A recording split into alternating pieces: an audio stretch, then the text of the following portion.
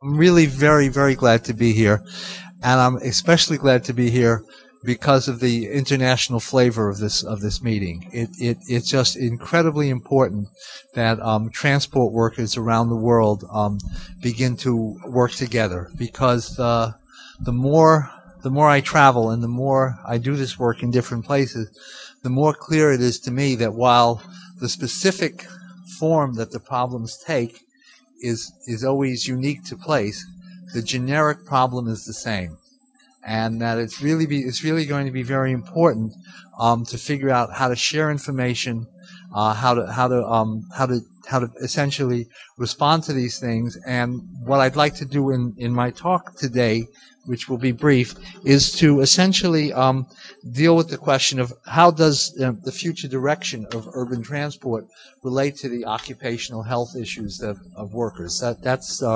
what I see that as my job today.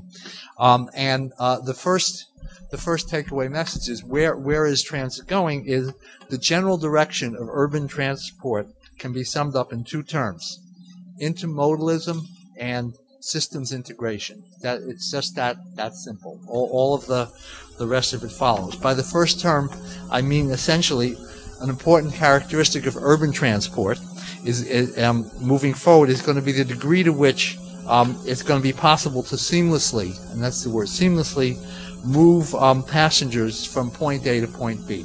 Point A and point B aren't always on the same line, and the question is, how do people move between modes? And when within mode, how they move between lines in the most efficient and effective way possible, and that's what I mean by intermodalism. The introduction of the Metro card in 1993 was a major step in this direction. And of course, Smart Card, which you hear about, is really an embellishment of this technology. In terms of operation, the intermodalism that I'm talking about is done by systems integration. And what do I mean by that? We're talking about the use of GPS, the CBTC, the computerized, computer-based train controls. Within systems, within bus, and modularized components are increasingly used, and this opens up a lot of very important issues about the kinds of work that people would be doing, and it's important to both the workers and the people who represent them.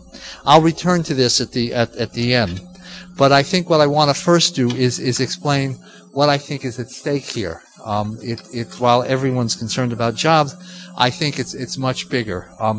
This is my second point. Urban transport, public transport, is going to become even more vital for the survival of the global economy and the global environment as the century progresses. Now, that might sound like an exaggeration, but it isn't.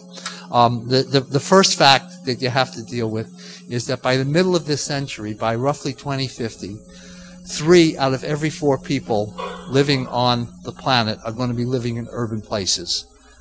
In 2007, for the first time in human history, more than half of the population were living in urban places.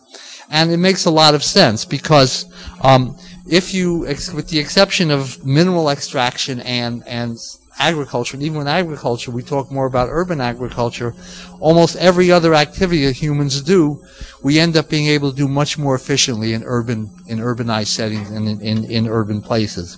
And the essential feature of urban life that makes that happen is, in one word, is density, is the ability to live and work close to one another.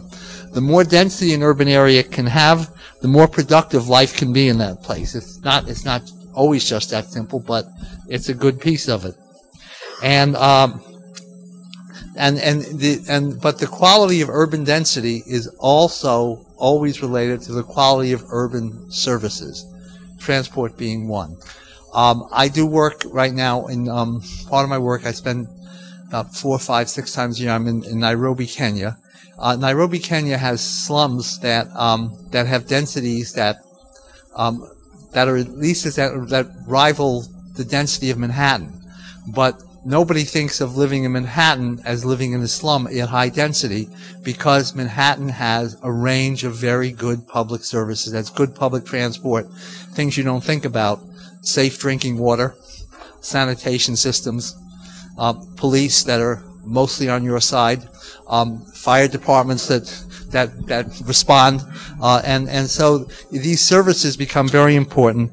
And the most important one, I would argue, one of them, because I'm a transport guy, is urban transportation. Now, the flip side of this is that the automobile is totally antithetical to the density. The story of the 20th century has been the story of adapting cities to cars, and we're not going to be able to keep doing that, and we shouldn't be doing that going forward. And so if urban areas only work when their public services work, public transport is a key element in this. Automobiles are land consuming and are inefficient in terms of density, and so when you think about while the logic is compelling for good public transport, it's not determined. It's not determined. It's a political issue and it's a policy issue. How well this is all going to play out. If you care about, and you should, things like climate change, as far as I understand, right now we're having so far the hottest year on record. If you care about that, and if you care about the problem of health, of environmental health, you've got to care about public transport. The reason is that depending upon how you choose to measure greenhouse gas and pollution, it's somewhere between 30 and 40% is mobile source pollution. And so the extent to which we have public transportation, we in fact we reduce those kind of pollutants. One interesting study I can tell you, one of my former PhD student, she's going to be a professor next year, she looked at death rates during heat waves in New York. She had all the death certificate that from the City Department of Health, and we had it by address. We weren't interested as much in cause as by address and by age, and looking at older people. And she had two census tracts next to each other. One thing you probably get is that poorer people do worse. Poorer people and older people do worse, so that's not the surprise. She had two census tracts in the Bronx right next to each other. One had double the mortality rate of the other. Double.